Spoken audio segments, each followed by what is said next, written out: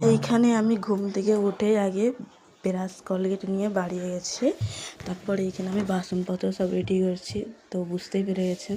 তো কেননা আজকে আমার ননদ নন্দাই দেওর আসবে, তাই সব রেডি করে রাখছি। তো বাড়িটাও ভালোভাবে গুছিয়ে নিয়েছি। তো দেখতেই পাচ্ছেন আজকে বাড়িতে অনেক কাজের চাপ। তো বুঝতেই তো পারতেছেন বাড়িতে আসবে, মেহমান আসবে বলে কথা। তো ফার্স্ট টাইম আমার বেবিকে দেখতে আসবে, কেননা একবারও তার আগে দেখতে আসেনি। তো আজকে তাই আসতেছে, তাই আগের দিন দেওয়া করে যাচ্ছে। তাই এইখানে আমি আদা রসুন বেটে নিয়েছি, আদা রসুন বাটাটা কমপ্লিট হয়ে গেছে।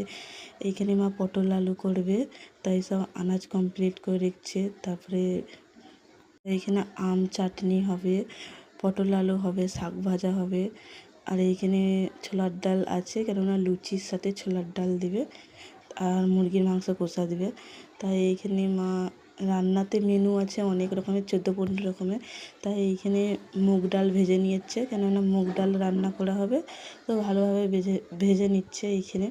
তো আমি কি বলবো, আমার বাড়িতে অনেক কাজের চাপ, তাই আমি কিছুটা ভিডিও করতে পারছি। আর এইখানে পটল আলুতে দেওয়া হবে বাদাম, একটু তিসি আর একটু পানমৌরি, কেননা পটল আলু রান্নাতে আমাদের দেওয়া হয়। আর এইখানে কাঁচা মাছ আছে, মাছের ঝোলও হবে, মাটনও হবে, খাসির মাংসও হবে।